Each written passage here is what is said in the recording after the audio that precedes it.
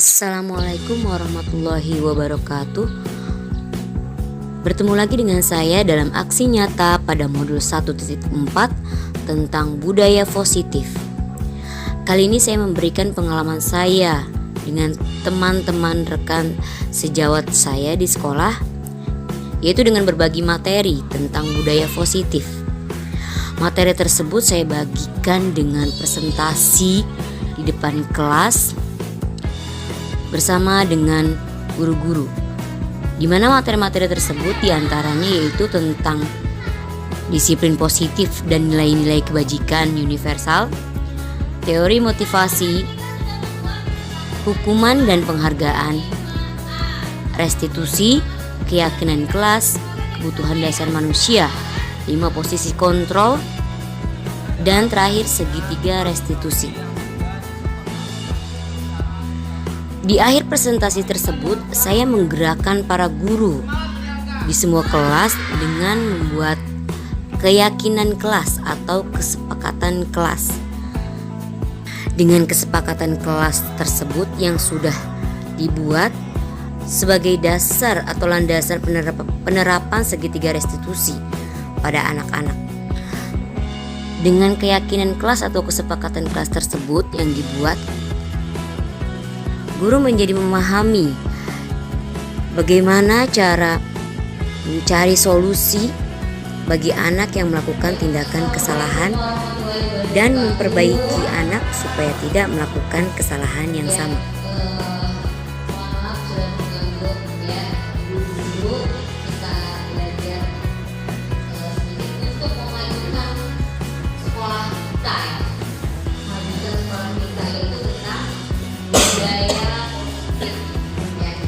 Baik, sebelum ini coba kita pantun dulu ya. Saya pantun dulu ya. Ke apotik membeli obat, mengambil obat di bagian farmasi.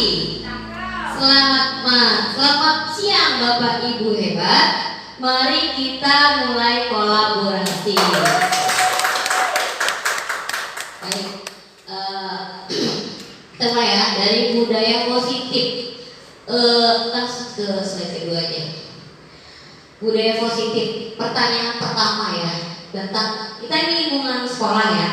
Lingkungan sekolah itu satu, ada pertanyaan. Apakah Anda setuju dengan pernyataan ini? Satu, hukuman dan dapat mendisiplinkan anak.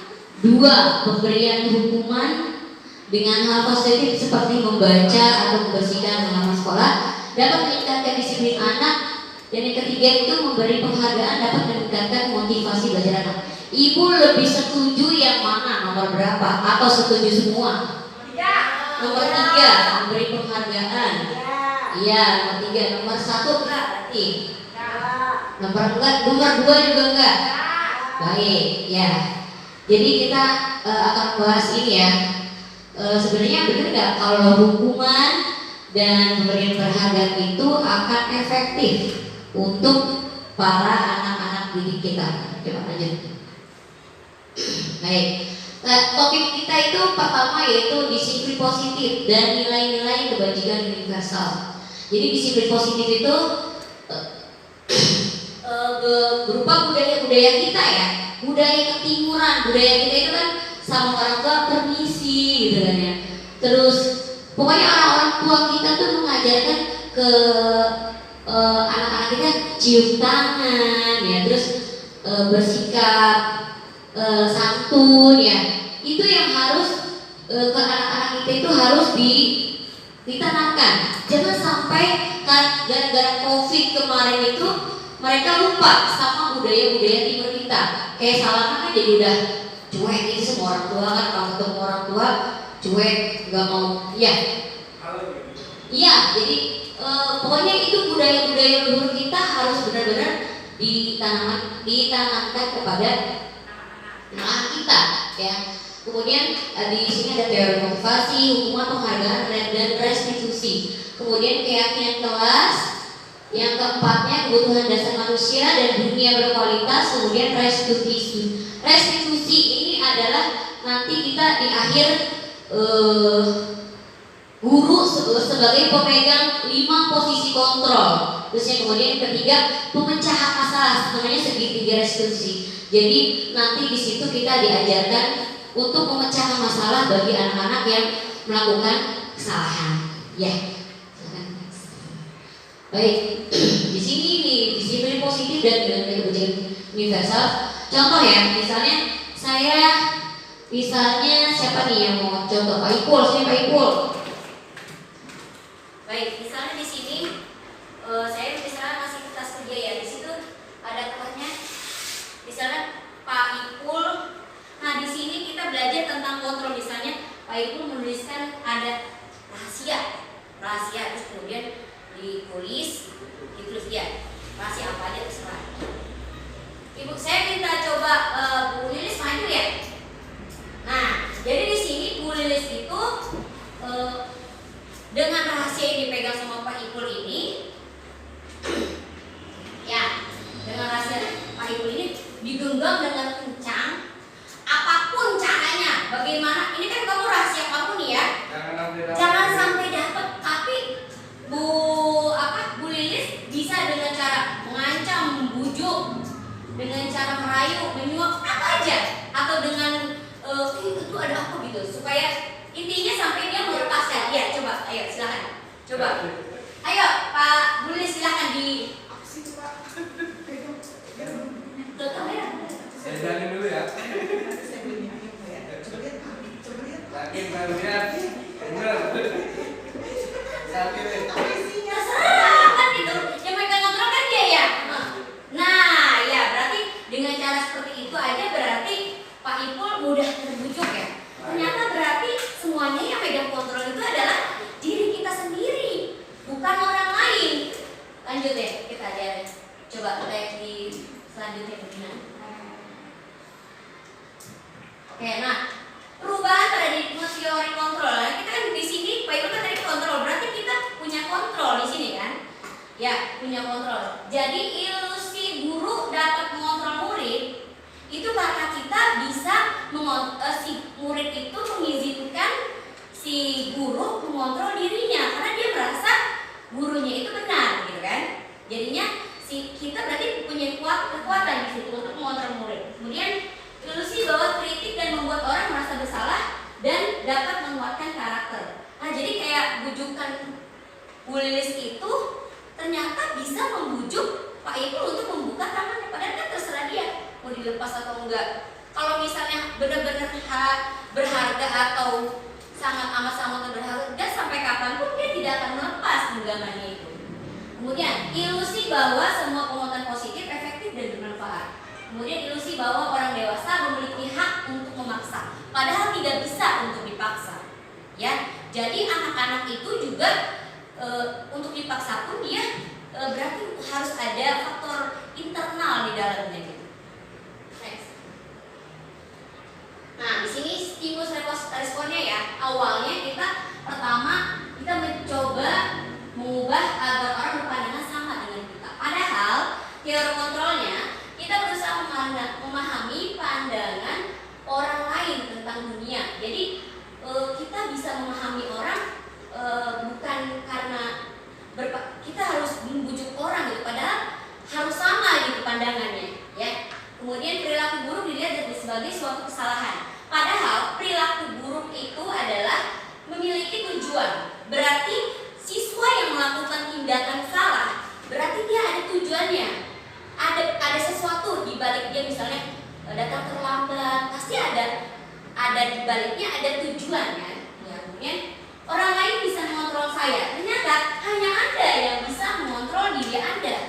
Gitu. Nah, berarti kembali lagi ke anak-anak ya. Anak-anak. Kemudian saya bisa mengontrol orang lain, padahal Anda tidak bisa mengontrol orang lain. Kemudian pemaksaan ada pada saat rujukan gagal. Kolaborasi dan konsensus menciptakan pilihan-pilihan baru. Nah, nanti ada ayat. Model berpikir menang atau kalah. Model berpikir menang. Lanjut, disiplin positif di sini ada ya. Mungkin kalau di bukunya itu banyak sekali, menurut Dr. William Glasser di sini Anda tidak bisa mengontrol orang lain ya. Di sini ada maknanya, kemudian ada teori untuk menghindari. Jadi motivasi orang untuk supaya bisa misalnya kayak Pak Ibu kan tadi kan dia kan disuruh megang ya, tapi saya lepas deh daripada dia takut dihukum ya kan. Satu takut dihukum, terus kemudian dapat ibaratnya nanti beli mie ayam ya kan. Terus untuk menghargai diri sendiri atau dia untuk menghargai diri sendiri. Berarti untuk menghargai diri sendiri itu Pak Ibu sudah merasa dia benar. Maksudnya membuka itu memang dia merasa oh ya udah saya buka aja karena memang. Nah ini nanti itu berupa nanti keyakinan kelas, kita bikin keyakinan kelas. Ya, nah di sini ini guru 5 posisi kontrol. Nanti ada contohnya kata-katanya. Ada penghukum, ada pembuat rasa bersalah, kemudian teman, dan yang terakhir itu manajer. Nah dari posisi ini nanti ada cara pemecahan anak-anak yang bertindak melakukan kesalahan. Ya. Kemudian relaks kebutuhannya itu, nah manusia ini atau anak-anak yang melakukan tindakan kesalahan pasti mereka ada tujuan ini. 1. Bertahan hidup, 2. Penguasaan, 3. Kasih sayang dan rasa diterima, kesenangan dan kebebasan. Ya, jadi tindakan yang dilakukan si anak mau benar mau salah mereka pasti punya tujuannya atau mereka punya kebutuhan ini. Ya. Apakah makna disiplin? Oke, intinya disiplin itu intinya ya disiplin lah ya, kita tahu lah terlalu ini. Lanjut. Ya, nilai-nilai kebajikan. Nah ini 1 nilai kebajikan itu 1 mandiri, bernalar kritis, berkegiatan global, bergotong royong dan kreatif. Lanjut. Pokoknya yang budi-budi luhur ya, budi luhur itu harus benar-benar diterapkan kepada siswa kita. Ya. Teori motivasi perilaku manusia. 1. Motivasi eksternal. Eksternal itu berarti dorongan dari luar. Dorongan dari luar. Kalau eksternal. Nah, yang ini, yang disiplin positif itu adalah motivasi internal. Berarti budi luhur si anak itu benar-benar kita tanamkan. Jadi bukan karena, hey, kamu nggak ngerjain tugas, nanti kamu dihukum. Itu eksternal. Karena ada dorongan dari luar. Oh, saya takut nggak dihukum. Ya, gitu kan? Nah, itu tidak diterapkan. Jadi terus faktor-faktor lain misalnya, kamu apa sih tadi? Kamu harus ngerjain tugas nanti dapat hadiah. Itu juga dorongan dari luar juga. Nah, itu juga nggak bagus juga. Karena dia ada faktor eksternal dorongan dari luar. Tapi kalau misalnya tidak ada hukuman dan eksternal, mereka sudah ada, merasa dari dorongan dari dalam tubuh, dari dalam hati dia. Karena ini saya apa sih tanggung jawab saya mengerjakan tugas. Jadi itulah yang akan kita tumbuhkan kepada siswa gitu. Jadi ini memang tanggung jawab saya Bu, bukan karena hadiah, bukan karena hukuman. Nah kita yang akan kita tumbuhkan itu adalah itu. Lanjut Bu Nina. Oke. Nah di sini kita kan mendengar kata merdeka, belajar ya, yang sudah digaungkan oleh Kemendikbud kita. Merdeka itu apa sih? Bebas buat sisa? Bukan. Justru orang yang merdeka itu dia yang sudah menang. Yang menang ya maksudnya yang mampu terlepas dari perintah. Jadi dia juga cakap untuk memerintah sendiri. Misalnya dia sudah bisa melakukan disiplin sendiri tanpa harus kita, hey kamu ntar kalau telat suruh skot jam.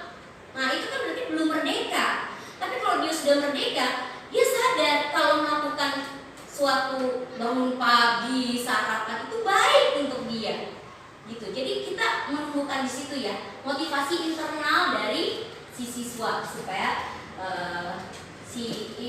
apa sih motivasi internal? Oke, restitusi lanjut. Restitusi adalah proses penciptaan kondisi bagi murid untuk memperbaiki kesalahan mereka. Misalnya anak-anak ada yang salah ya, misalnya contoh berkelahi lah atau berantem ya, sehingga mereka kemudian jadi restitusi itu adalah pemecahan masalah supaya si siswa itu bisa kembali main tanpa ada rasa malu, tekanan, dan merasa udah aja kembali. Misalnya dia melakukan kesalahan, ya misalnya dia menendang bola kaca pecah gitu kan ya. Tapi dia kembali lagi dalam keadaan yang posisi dia itu dia mengatakan kesalahan dia, dan tapi dia bisa kembali lagi tanpa ada rasa malu atau tekanan sama pembulian sama teman-teman lainnya. Oke, lanjut.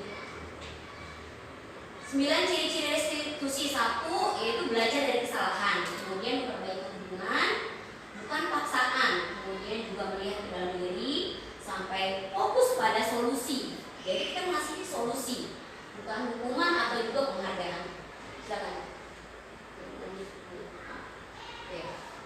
Nah, di sini berarti guru itu membuat, kalau dulu itu kan kita kita kan udah ada sih sebenarnya tata tertib sekolah ya. Nah, di sini tetapi per kelas itu guru membuat keyakinan kelas.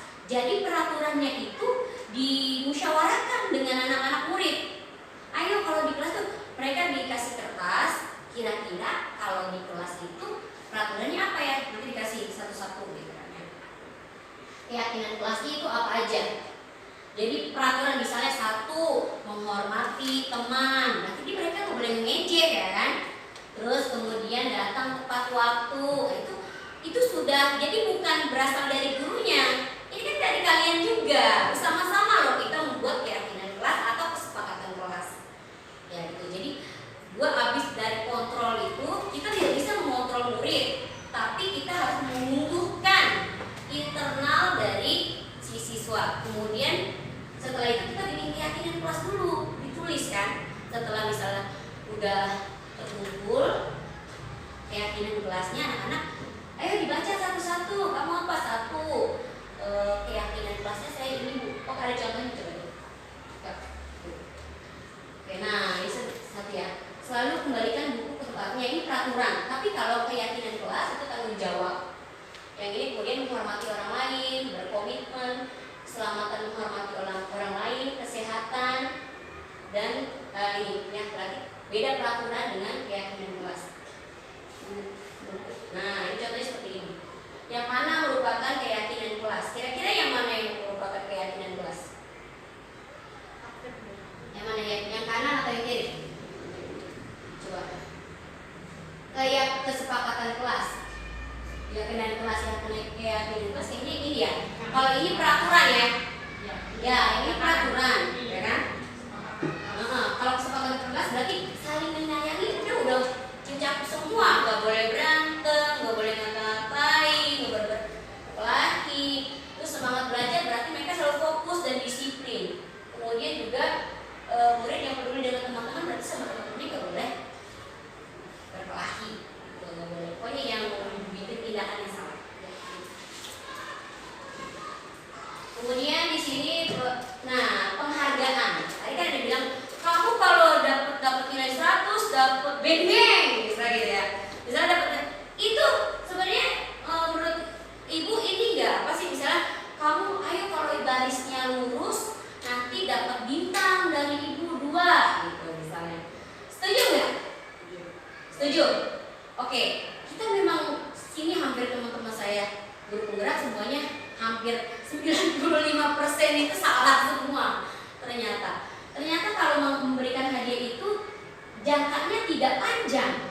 Misalnya Bu Ulfa mengajarkan anak-anak, nanti dapat bintang nih. Terus misalnya suatu hari Bu Ulfa sakit, terus saya yang gantiin. Ya, ayo dong baris. Bukan Bu Ulfa, saya nggak dapat bintang, nggak mau aja. Nah, berarti jangka pendek.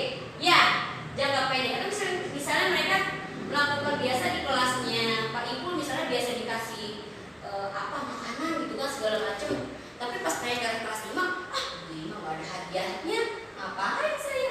Nah, itu tidak ada dorongan dari hati mereka untuk mengerjakan ya. Jadi kalau ibu mau ngasih hadiah, justru setelah mereka mengerjakan boleh, nggak apa-apa ngasih hadiah, tapi setelah mereka wah saya udah ngerjain bener, saya dapat hadiah. Jadi jangan diiming-imingi, ayo ntar kalau dapet nilai ini dapat beng-beng. Enggak. Jadi kalau kita mau ngasih, kita dalam hati aja. Pokoknya anak-anak kalau misalnya dapat ada yang nilai 100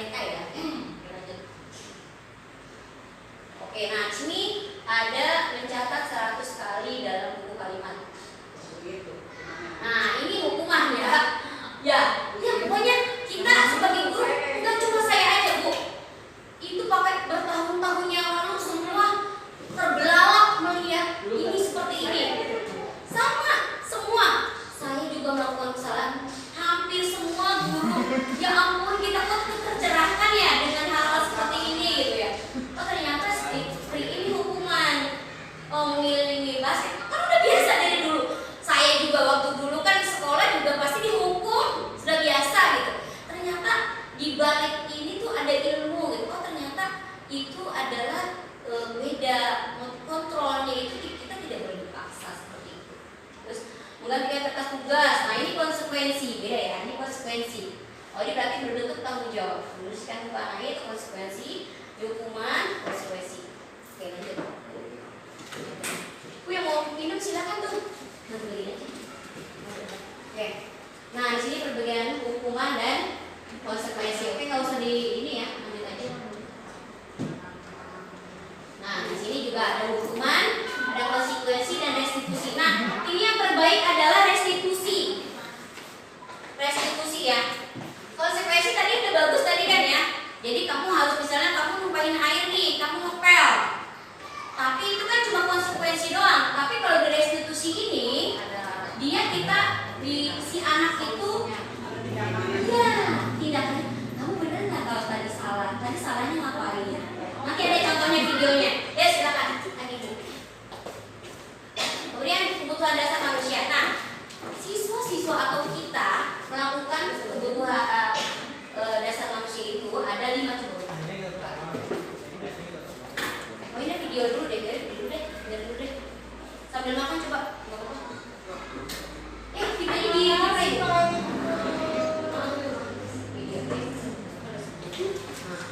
Ada nggak sih?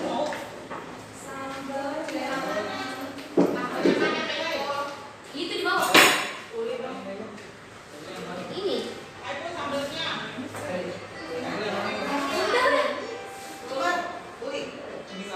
Itu suara apa?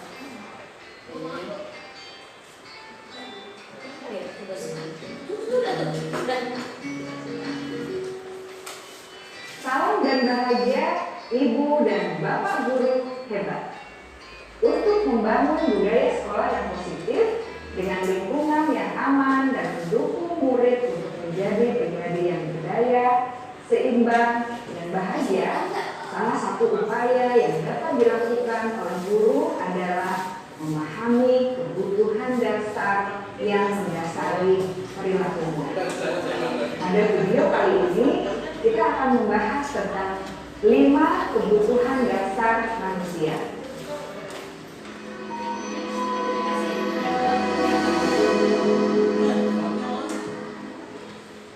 Ki Hajar Dewantara dalam salah satu kutipannya mengatakan, kita ambil contoh perbandingannya dengan hidup tumbuh-tumbuhan. Seorang petani dalam hakikatnya sama kewajibannya dengan seorang pendidik yang menanamkan hanya dapat mengukur tumbuhnya tadi. Ia dapat memperbaiki kondisi tanah, melihat tanaman padi, memberi pupuk dan air, membasmi ulat-ulat atau jamur-jamur yang mengganggu hidup tanaman padi, dan lain sebagainya. Ketika guru memahami kebutuhan apa yang mendasari perilaku murid, dan guru berusaha mengukur dan mendukung murid dalam memenuhi kebutuhannya secara positif, pada hakikatnya guru tersebut ibarat seorang petani yang sedang berusaha memahami kebutuhan masing-masing tanaman, dan ia berusaha memenuhi kebutuhan tanaman tersebut agar dapat tumbuh dengan subur dan maksimal. Dr. William Glasser, seorang psikiater dari Amerika Serikat, menyatakan bahwa seluruh tindakan manusia memiliki tujuan tertentu, yaitu memenuhi kebutuhan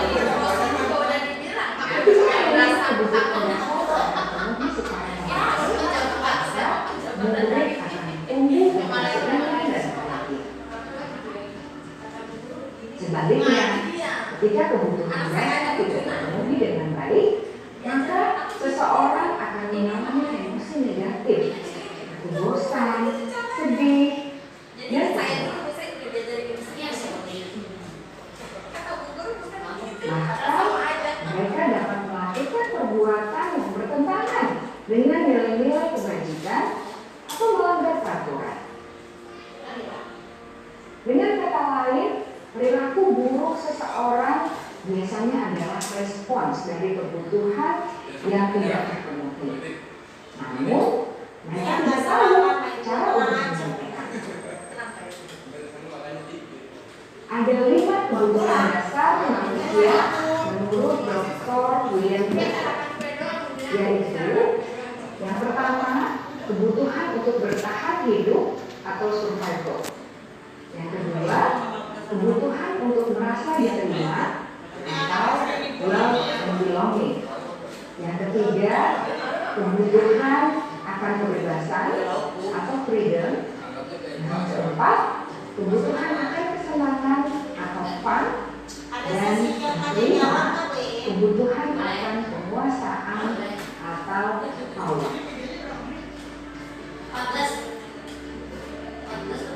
Kebutuhan dasar yang pertama adalah kebutuhan yang bersifat fisiologis untuk bertahan hidup atau survival. Misalnya, kesehatan, rumah, dan makanan.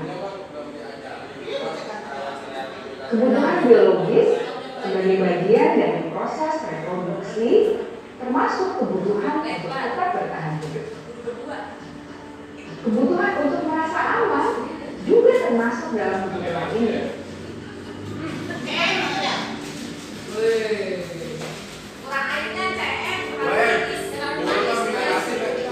Agar murid dapat belajar dengan baik, kebutuhan mereka merasa aman, pangan, sandang, dan papan harus terpenuhi. Bagaimana mungkin mereka dapat belajar dengan baik bila mereka datang ke sekolah dengan perut yang lapar atau bila rumah mereka kebanjiran?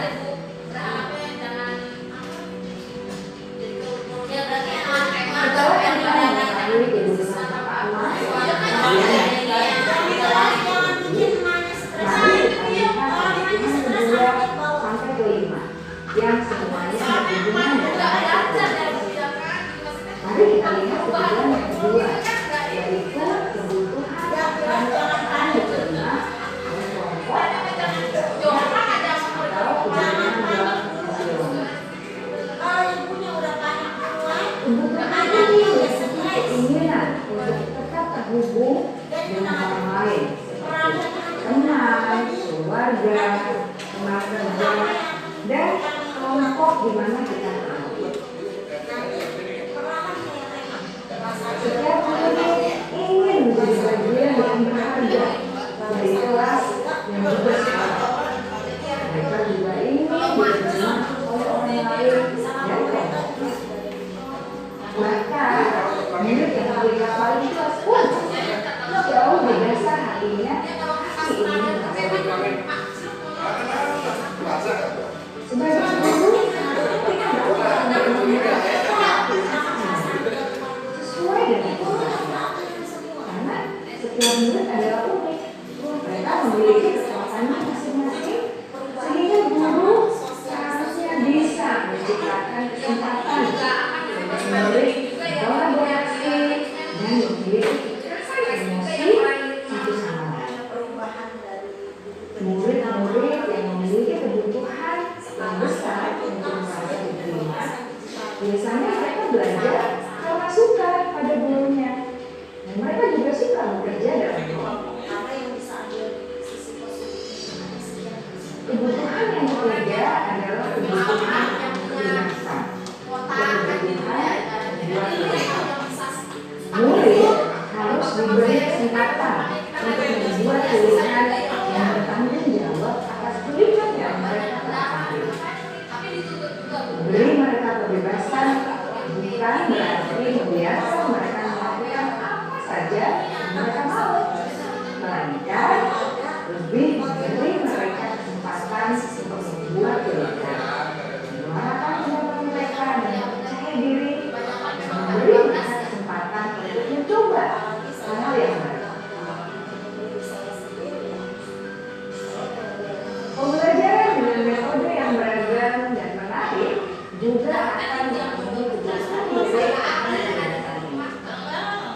Pembelajaran berdiferensiasi di mana guru menyediakan beberapa jenis tugas yang bisa dipilih oleh murid sesuai dengan mereka, baik untuk mengembangkan murid menjadi lebih mandiri dan memiliki motivasi internal. kebebasan pada dasarnya adalah kebutuhan untuk mandiri, adil, otonomi, memiliki pilihan, dan mampu mengendalikan hak individu. Kebutuhan yang keempat adalah kebutuhan akan kesenangan. Bayangkan Bapak Ibu hidup tanpa rasa senang, betapa menyedihkannya. Gelesa menghubungkan kebutuhan akan kesenangan dengan belajar. Jangan sepelekan kebutuhan murid untuk merasa senang di kelas. Sebagai guru, jangan ragu-ragu untuk sengaja memasukkan kegiatan yang menyenangkan. Murid-murid dengan kebutuhan dasar kesenangan yang tinggi ingin menikmati apa yang mereka lakukan. Mereka juga konsentrasi tinggi saat mengerjakan hal-hal yang disenangi.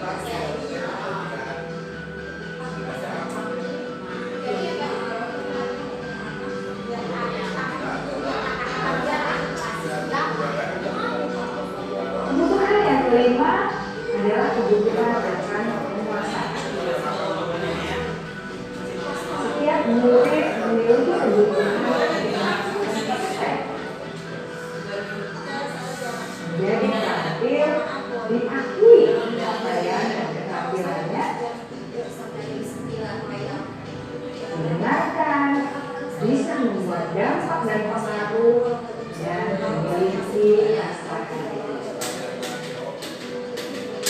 Mereka sebaiknya diberi kesempatan untuk membuat keputusan tentang hal-hal yang penting dalam hidupnya dan tidak merasa dikontrol oleh sistem sekolah.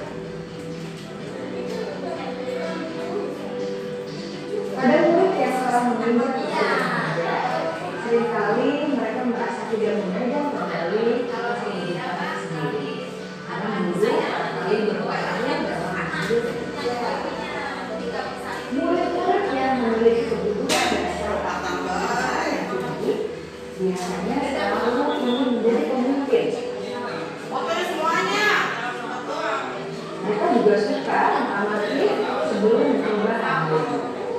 Karena juga perfeksionis dan merasa kecewa bila melakukan kesalahan.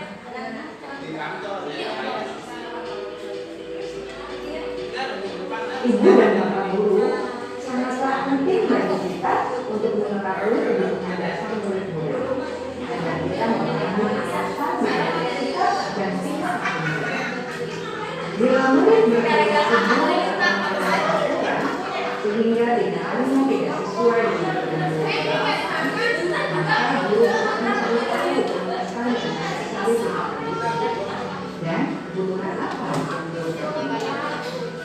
Melalui percakapan dengan guru dan pendekatan disiplin positif, murid dapat diajar untuk bersikap efektif dalam mengambil kebutuhan yang bisa dipenuhi dan mengganggu kehidupan mereka. Jika guru mengabaikan perilaku murid, maka perilaku tersebut akan berpengaruh pada suasana kelas yang kurang kondusif dan akan berpengaruh pada tujuan dari pendidikan itu sendiri. Ibu bapak guru hebat, mari kita menjadi guru yang lebih baik dengan memahami kebutuhan dasar murid-murid kita dan senantiasa membimbing mereka untuk menjadi pribadi yang berdaya, seimbang, dan bahagia. Salam dan bahagia, ibu dan bapak guru hebat. Banget. Udah begini udah somasi teman-teman. Begitu. Udah sakit kaki. Lanjut lagi ya Bu. Tadi kelima kebutuhan itu ya. Jadi dari satu ketahanan ibu, penguasaan, kasih sayang, kesenangan, dan kebebasan. Tadi sudah. Jadi mereka pasti kalau melakukan kesalahan pasti ada sesuatu yang mendorong dia melakukan hal tersebut. Jadi nggak mungkin kita sebagai guru mampu untuk mencari solusi supaya dia tidak mengulangi kesalahan. Nah, di sini 5 posisi kontrol ya.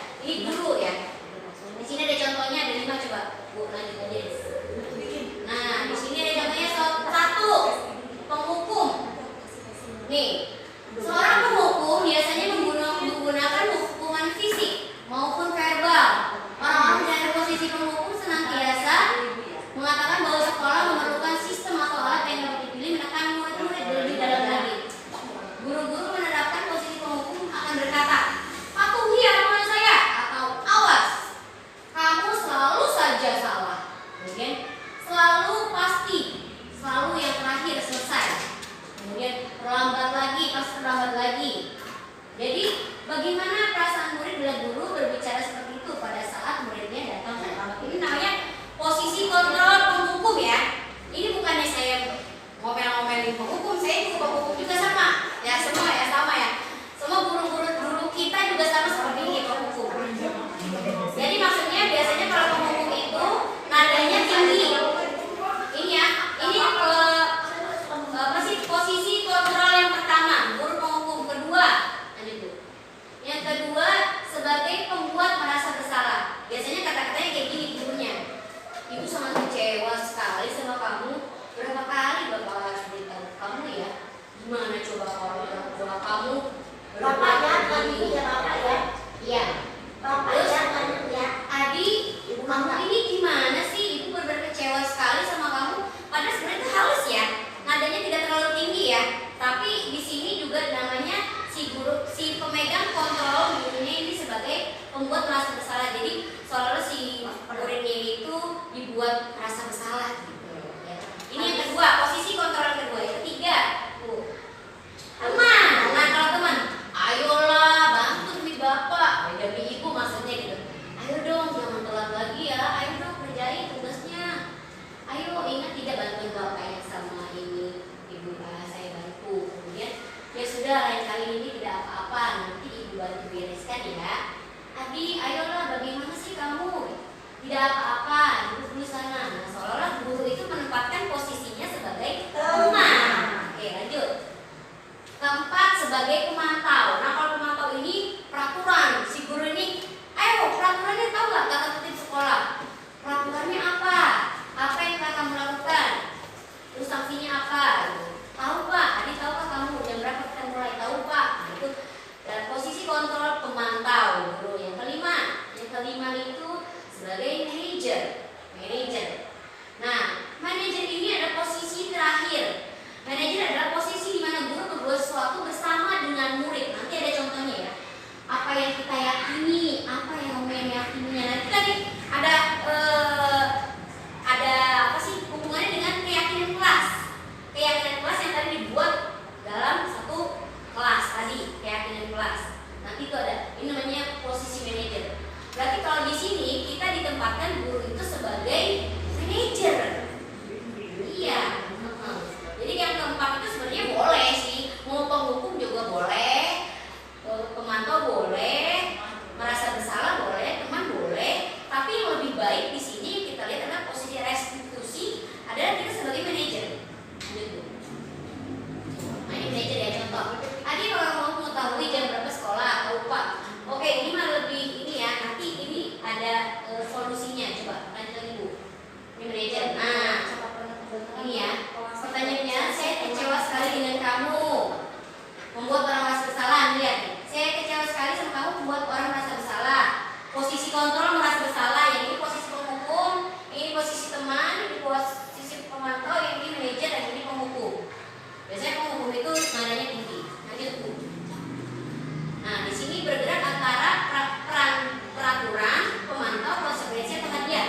Atau kalau manajer itu lebih baik lagi menerapkan nilai-nilai yang diyakini.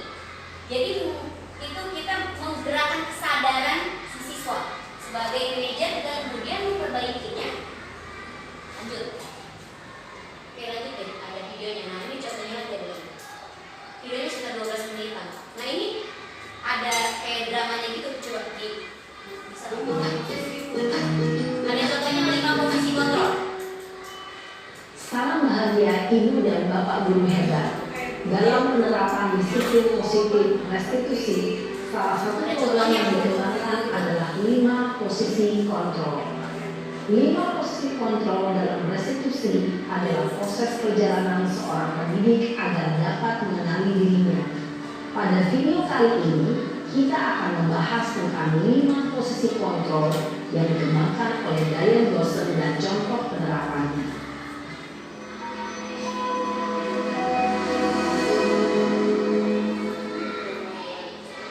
5 posisi kontrol itu adalah: 1. Posisi penghukum. 2. Posisi pembuat rasa bersalah.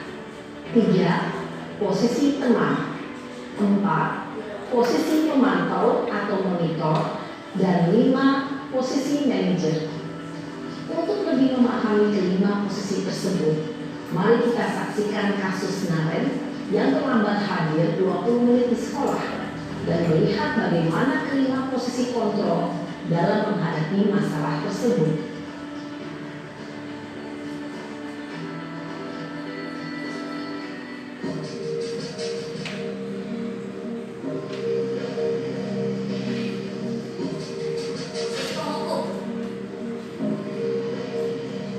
Naren! Sini kamu! Selamat pagi, Bu. Selalu terlambat. Kamu deh, pasti terlambat. Maaf, Bu. Apa? Apa coba? Alasan kamu apa lagi? Kapan sih kamu tidak terlambat? Sama semuanya. Malah sekalian kamu jadi anak. Saya Dasar kelas. Gak kapok-kapok sih kamu. Sudah berapa kali terlambat? Sana, kamu keliling lapangan basket 2 kali. kenapa saya harus ke lapangan basket, Bu? Kenapa? Kamu melawan ibu. Berani-beraninya jawab. Sudah terlambat, masih berani jawab pula. Sekarang, keliling lapangan basket 5 kali sekalian. Biar kapok. Cepat. Pergi sana ke lapangan basket. Posisi penghukum biasanya Ini bukan berbicara nyalain dengan siapa-siapa, nada ini tinggi, cuma contoh aja. menghadap, menunjuk-nunjuk, menyakiti, dan menyindir. Hukuman bisa berupa fisik maupun psikis. Ibu dan bapak guru hebat. Dampak yang terjadi pada murid ketika guru berada pada posisi penghukum adalah murid cenderung akan memberontak, bahkan menyimpan dendam.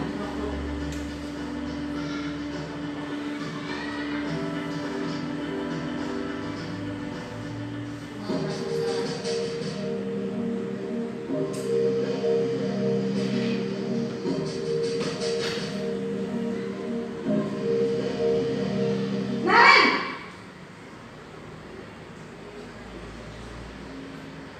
Selamat pagi, Bu. Naren! Kamu kenapa terlambat lagi, nak? Ya Tuhan, Naren. Kamu senang ya bikin ibu susah ya? Kalau kamu terlambat lagi, nanti ibu yang berusaha kepala sekolah, nak. Disangka ibu tidak bisa membina kamu. Duh, gimana ini? Maaf, Bu. Duh, Gusti Naren. Kamu suka ya kalau ibu tegur bapak kepala sekolah? Terus, sekarang ibu harus tulis apa ini di buku absen? Ini kamu sudah sering terlambat loh. Ibu harus apa coba? Maaf, Bu. Maaf sekali. Ya sudah, lain kali jangan bikin ibu susah lagi ya nak ya. Ibu tidak akan kuat lagi kalau mau begini terus. Bisa jantungan kalau ibu tegur bapak kepala sekolah. Sana cepat kelas. Maaf ya, Bu. Maaf sekali.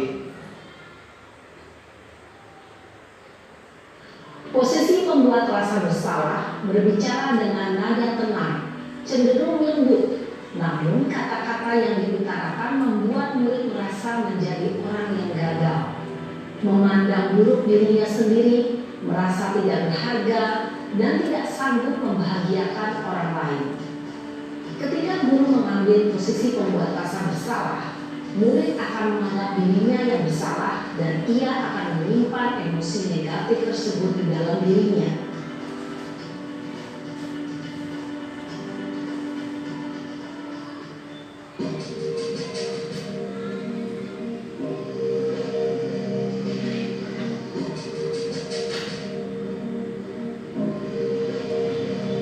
Naren!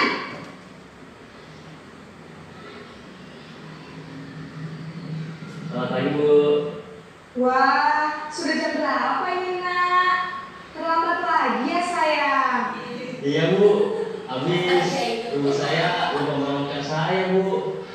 Kamu malah menyalahkan ibu kamu. Kamu bukannya anak yang larinya paling kencang. Kok terlambat sih? Iya, Bu. Saya memang terlambat bangun tadi.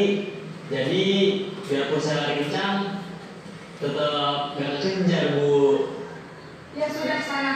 Nanti lain kali larinya lebih kencang lagi ya. Biar gak terlambat lagi. Bikin senang ibu. Demi ibu. Bisa kan? Bisa lah, Bu. Ya sudah sana sekolah. Ibu beresin urusan absen kamu. Kamu ini ada dasar aja. Dalam istilah teman, guru berbicara dengan nada suara ramah, akrab, cenderung bersenda gurau untuk menjaga suasana tetap santai. Murid akan merasa senang, aman, dan akrab dengan guru. Identitas yang tercipta adalah identitas sukses atau berhasil. Namun, perlu diingat, karena ini masih dorongan eksternal, maka ada faktor ketergantungan dari murid kepada orang tertentu. Di sini guru absennya, sehingga di lain waktu murid bisa berperilaku baik, namun hanya kepada orang-orang tertentu saja.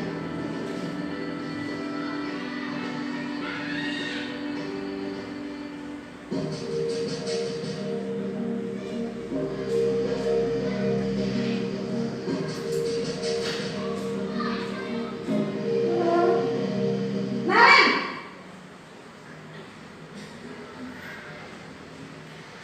Selamat pagi, Bu.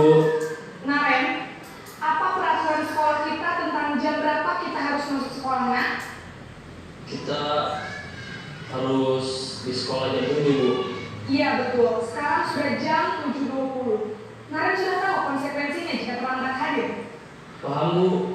Saya harus tinggal kelas pas jam istirahat selama 20 menit. Iya benar, konsekuensinya demikian. Jadi nanti jam 9.30 pas istirahat, kamu harus tinggal di kelas, kerjakan tugas tambahan untuk ketertinggalan kamu, ya? Baik, Bu. Posisi pemantau mengandalkan penghitungan atau data untuk mengontrol murid. Guru mengarahkan murid berdasarkan peraturan dan konsekuensi. Seorang pemantau menunjukkan bahasa tubuh dan ekspresi wajah yang datar dan cenderung formal.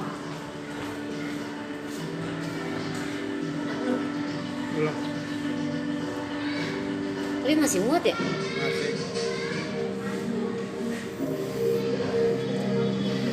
Manajer ya? Manajer bukan? Ya, dia ini yang diharapkan. Naren!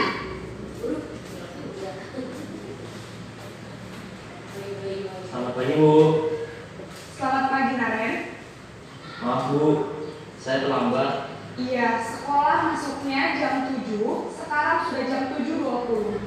Jadi sekarang bagaimana ini, Naren? Maaf, Bu. Saya lupa setel alarm saya semalam. Baiklah, menurut kamu, keyakinan sekolah yang mana yang perlu kamu tingkatkan? Menghargai diri sendiri dan orang lain mungkin, ya, Bu. Setuju. Jadi, apakah Naren meyakini prinsip saling menghormati tersebut? Iya, Bu. Saya meyakininya. Apakah Naren bersedia memperbaiki masalah keterlambatan ini? Bersedia, Bu. Bagaimana kamu akan memperbaiki masalah keterlambatan ini? Saya akan coba untuk tidak lupa menyetel alarm saya, Bu. Baik, kalau Naren lupa menyetel alarm di rumah, ada orang yang kira-kira bisa bantu mengingatkan tidak? Ada, Bu. Kakak saya, Kak Emma. Ada lagi selain Kak Emma? Selain Kak Emma, ada ibu saya. Baik, jadi yang mengingatkan Naren adalah Kak Emma dan ibu kamu ya? Kira-kira akan mulai set alarm kapan nih, Naren? Setelah pulang sekolah, akan segera saya lakukan. Baik, jadi Naren akan setel alarm untuk bangun besok pagi dan akan diingatkan oleh kakak dan ibu dan Naren ya? Ada lagi yang mungkin perlu dilakukan, Naren? Agar tidak terlambat banget lagi. Tidak ada, Bu. Baik, Naren. Terima kasih untuk kerjasama kamu. Sekarang kamu perlu kembali ke kelas untuk belajar. Baik, Bu. Terima kasih. Posisi manajer adalah kontrol yang disarankan untuk membimbing murid memiliki sikap disiplin yang positif, yaitu murid yang mandiri, bertanggung jawab, dan dapat memecahkan masalah. Tujuan dari posisi ini adalah agar murid dapat berefleksi atas tindakannya. Guru akan dengan tulus memberikan pertanyaan-pertanyaan bermakna, sehingga membuat murid dapat belajar dari kesalahannya dan mencari sebuah solusi untuk menyelesaikannya.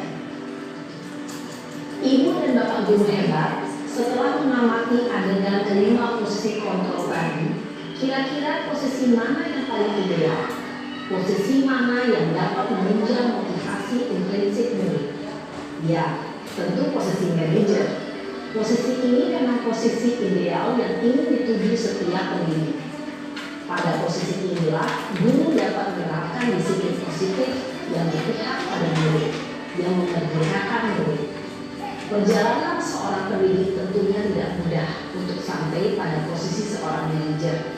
Namun, tujuan kita pasti, yaitu menciptakan murid-murid yang mandiri, merdeka, dan bertanggung jawab. Semoga penggambaran 5 posisi kontrol yang telah diperlihatkan ini dapat menjadi ajang refleksi bagi kita semua, agar dapat terus mengasah dan menerapkan disiplin positif yang memerdekakan murid. Mari terus berlatih dan bersemangat. Selamat menerapkan. Salam dan bahagia Ibu dan Bapak guru hebat.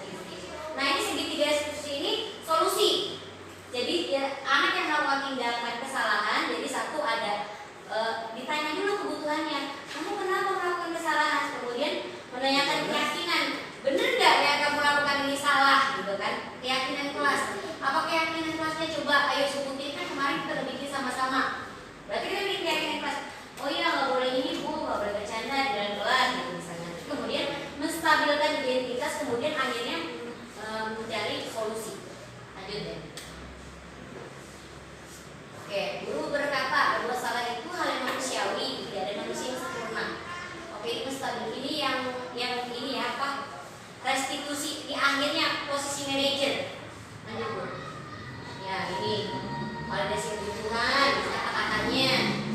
Terus lanjut. Kemudian menanyakan keyakinan, yang keyakinan kelas yang dibuat sama-sama. Lanjut. Kemudian intervensi selama 30 detik. Intervensi itu maksudnya kita tanya, misalnya si anak yang melakukan kesalahan itu kita tanya selama 30 detik. Apa kamu ingin berbuat yang lebih baik? Atau apa ini semuanya bertanya seperti ini ya. Apa yang kamu inginkan? Peraturannya apa? Jadi kita bukannya biar mereka yang menyebutkan keyakinan mereka benar atau salah yang dia perbuat, apa solusinya. Jadi mereka yang menyebutkan, jangan kita. Karena kita tidak bisa mengontrol dia kan. Misalnya, kamu bisa bangun nggak jam segini? Sekarang kalau HP-nya nggak ada gimana? Karena kita tidak bisa mengontrol dia. Justru dialah yang mengucapkan solusi. Misalnya dia berbuat kesalahan, kamu salah nggak? Ya bu salah. Keyakinan kelas kita apa kemarin? Nah itu ya validasinya. Kemudian memberikan solusi, apa solusinya kira-kira supaya kamu nggak salah lagi.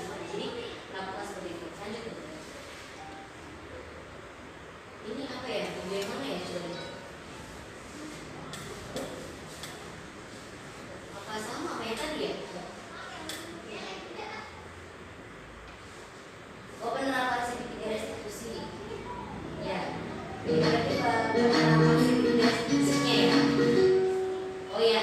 Salam dan bahagia tapi ini yang manajer, posisi manajer. Pada video kali ini kita akan membahas tentang salah satu program disiplin positif yang diterapkan di lingkungan sekolah yang dikenal dengan nama restitusi. Restitusi namanya sekarang.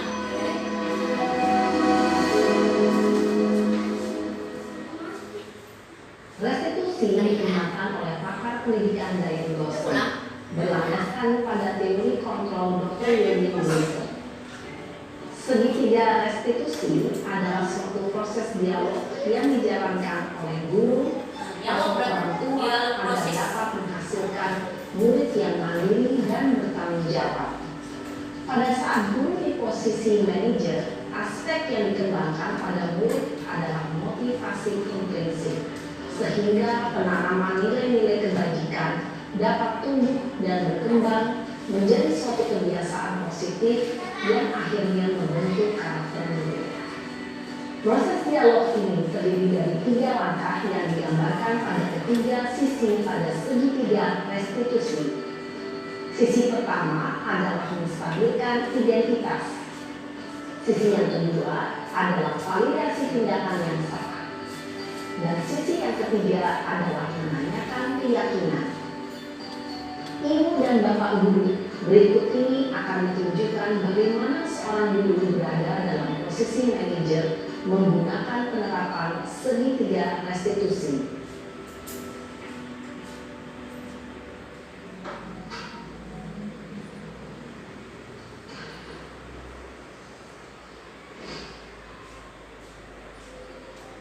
Siang Sarah. Siang Pak. Sudah lama gak ketemu Sarah? Kenapa hari ini ada di sini? Kesel Pak, kesel banget. Masa aku dikatain tukang fitnah Pak? Ya aku marah lah. Aku balik ngatain mereka di depan kelas. Kesel banget. Oh begitu. Ya pasti kamu marah dan kesal. Bapak juga akan marah apabila ada yang menuduh Bapak seperti itu. Menstabilkan ini. Kemudian pada saat itu kamu mau melakukan apa? Ya saya harus ngatain mereka lah Pak. Kesel banget. Saya bentak-bentak dia di depan teman-teman lain. Oh begitu. Pasti kamu melakukan seperti itu karena suatu alasan tertentu kan? Iyalah, masa saya diam saja Pak? Ya saya bela diri lah. Masa saya dituduh tukang fitnah? Ya wajar lah. Mempertahankan harga diri itu sesuatu yang penting buat kamu. Untung kamu tidak bertindak lebih gegabah lagi. Hanya membentak-bentak. Iya Pak. Untung saya masih bersabar dan hanya membentak saja. Sudah gemes padahal. Saya pasti bela diri lah. Ya pasti ya. Tapi kamu memilih untuk tetap bertahan dan bersabar. Kamu memilih untuk tidak berbuat lebih parah lagi kan? Iya. Nah, sekarang coba kita lihat lagi tindakan kamu yang bentak-bentak Eka di kelas. Tindakan kamu itu kira-kira sesuai dengan keyakinan kelas atau prinsip kamu tidak? Enggak lah Pak. Capek Pak jadi pemarah. Jadi keyakinan atau prinsip mana yang kurang sesuai dengan keinginan kamu? Ya, saya sebenarnya sangat menghargai orang lain. Mungkin saat itu saya menjadi emosi, jadi tidak menunjukkan sikap itu. Kamu meyakini tidak? Menghargai orang lain itu penting buat kamu. Yakinlah Pak. Iya, setuju. Kita harus saling menghargai.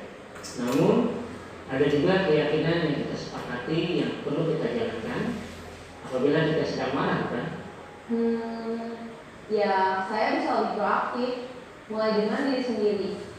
Saya bisa jadi lebih bersabar, mengambil waktu jeda untuk berpikir mau apa selanjutnya. Kira-kira kamu bersedia memperbaiki masalah ini tidak? Bersedia Pak. Kalau kamu memperbaiki masalah ini, kamu akan menjadi orang seperti apa? Saya akan menjadi orang yang bertanggung jawab kali ya Pak. Dan senantiasa proaktif. Iya, menurut kamu bagaimana rasanya menjadi orang seperti itu? Ya nyaman lah, bangga bisa bersabar dan menahan diri. Baiklah kalau begitu. Yuk kita pikirkan bagaimana memperbaiki masalah ini.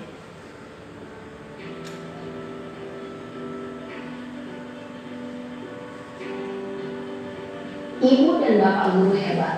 Baru saja kita menyaksikan contoh bagaimana seorang guru berada dalam posisi manajer menggunakan penerapan segitiga restitusi. Mari kita bahas satu persatu. Pada sisi pertama, menstabilkan identitas berdasarkan pada prinsip bahwa membuat kesalahan adalah bagian dari proses pembelajaran. Sisi pertama dari segitiga ini berperan menggeser identitas murid dari identitas gagal ke identitas sukses. Murid yang sedang bertingkah laku yang tidak pantas atau menarik diri saat itu sedang mengalami identitas gagal. Bila kita mengkritiknya, maka posisinya tidak akan berubah. Kita bisa mengajukan pernyataan-pernyataan ini. 1. Membuat kesalahan sesuatu yang wajar. 2. Manusia tidak ada yang sempurna. 3. Kita bisa memperbaiki masalah ini. 4. Saya tidak menanyakan kesalahannya. Saya lebih fokus bagaimana memperbaiki masalah ini. 5. Apakah saat ini kamu telah menjadi orang yang baik untuk dirimu sendiri? Pada sisi kedua, validasi tindakan yang salah.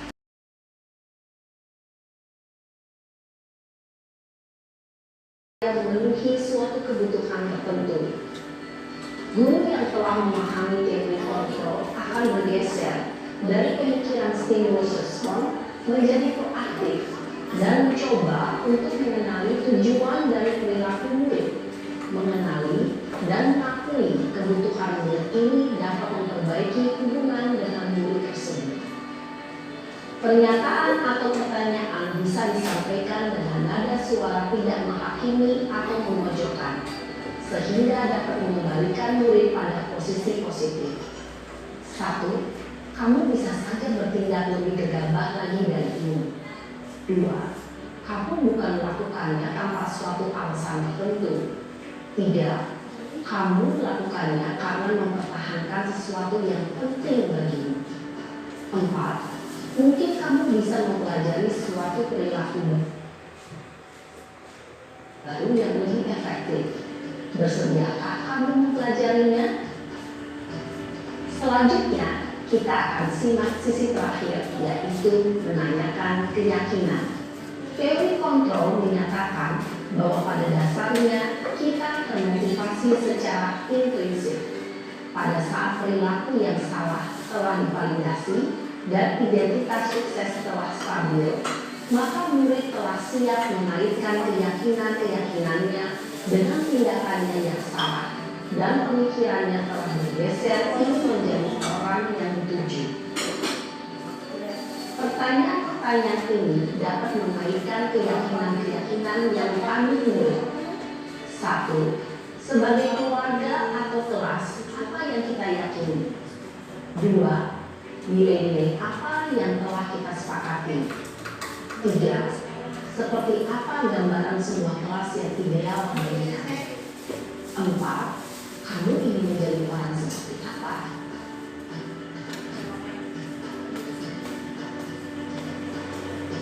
Dalam menerapkan segitiga restitusi, perlu diperhatikan beberapa hal, yaitu 1. Perilaku yang salah perlu dikaitkan dengan nilai-nilai atau keyakinan-keyakinan yang telah disepakati atau dituju. 2. Kesediaan orang yang melakukan kesalahan untuk memperbaiki masalah. 3. Pemecahan masalah sebisa mungkin relevan atau memiliki hubungan dengan masalah yang ada. 4. Usaha. Perlu adanya suatu usaha perbaikan dari pihak yang berbuat kesalahan. 5. Waktu. Perlu didedikasikan waktu dari pihak yang berbuat kesalahan. Tanyakan kapan akan mulai melakukan usaha untuk memperbaiki masalah.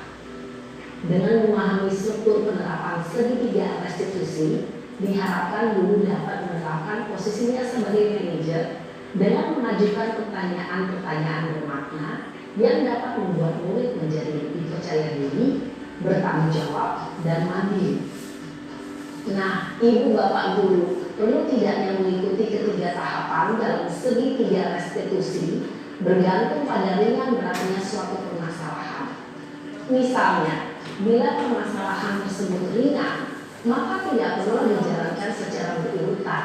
Bahkan bisa semudah menanyakan apa keyakinan yang kita sepakati. Dengan menjalankan segitiga restitusi, dengan mengajukan pertanyaan-pertanyaan bermakna, diharapkan murid menjadi lebih kuat secara pribadi, dapat membuka wawasan murid agar dapat menyelesaikan permasalahannya sendiri, semakin percaya diri, mandiri, dan merdeka. Salam dan bahagia, ibu bapak guru hebat.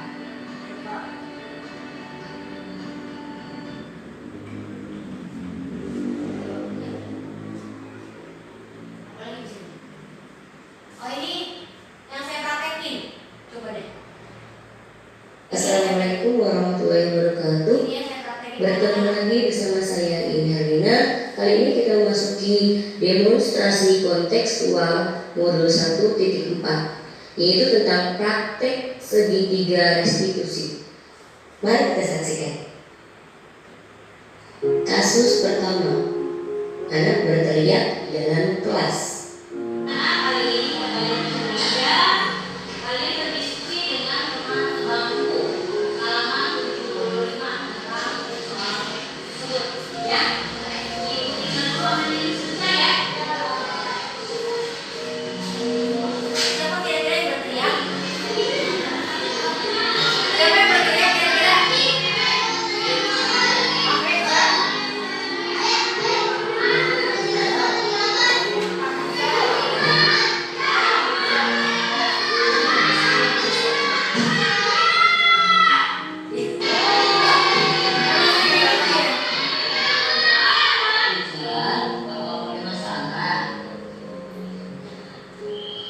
Kamu tahu nggak kalau suara kamu tadi terdengar sampai keluar? Kamu melakukan tindakan tersebut pasti ada sebabnya ya, ada alasannya ya. Kenapa? Seperti sih ya. Iya, aku tahu kalau pasti kita nggak merasa nyaman kan? Iya, ibu juga ngerti. Tapi kamu masih ingat kan keyakinan kelas yang pernah kita buat di kelas bersama-sama? Apa itu? Iya, betul sekali. Jadi, kalau misalnya apakah singkat itu sudah sesuai dengan apa yang kamu lakukan tadi? Mulai parikan kedengeran ya? Berarti belum ya? Oke, kalau misalnya belum, berarti tindakan kamu salah atau tidak? Salah. Oke. Kalau misalnya salah, salah tadi dengan hal yang tadi, misalnya hubungan bicarakannya dengan risiko keseluruhan. Ya,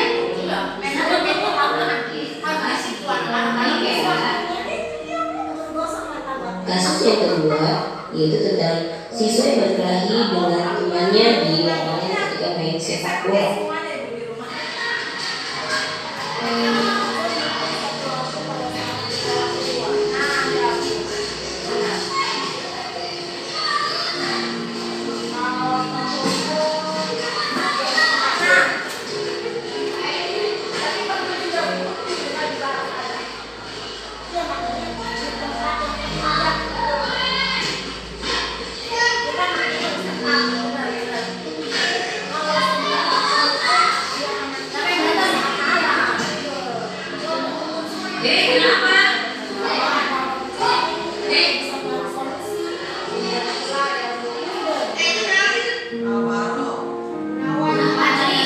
Berdua ada masalah.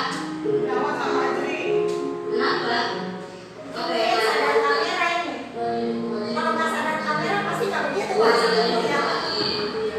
Kenapa berkelahi? Oke, apa tindakan kalian itu benar? Tindakan kalian benar atau salah? Jadi salah. Kalau salah, kenapa kalian berkelahi?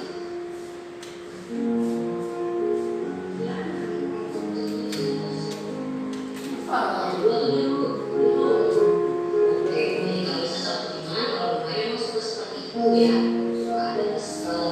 Tapi coba ditanya, tindakan tersebut berkelahi apakah itu benar?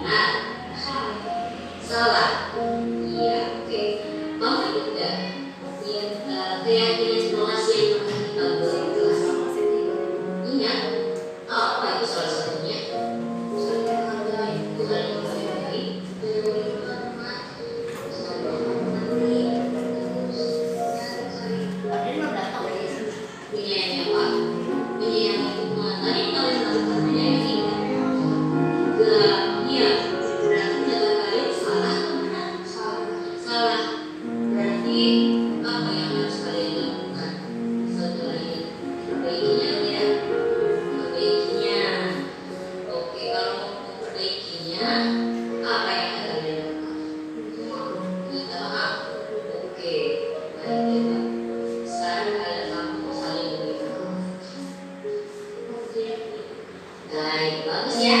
Besok jangan diulangi lagi karena itu tidak sesuai dengan keyakinan kelas kita ikut sama-sama ya. Iya, jadi yang baik ya. Terima kasih. Kesimpulannya, guru yang memahami permasalahan peserta didik dengan baik harus mampu menerapkan segitiga restitusi serta menempatkan diri pada posisi manajer dengan baik, yaitu dengan menuntun siswa menemukan kesalahannya, memahami keyakinan kelas yang telah disepakati, mampu berkata atau memperbaikinya serta membuka solusi dan tanggung jawab terhadap kesalahan yang telah terjadi. Terima kasih atas perhatiannya.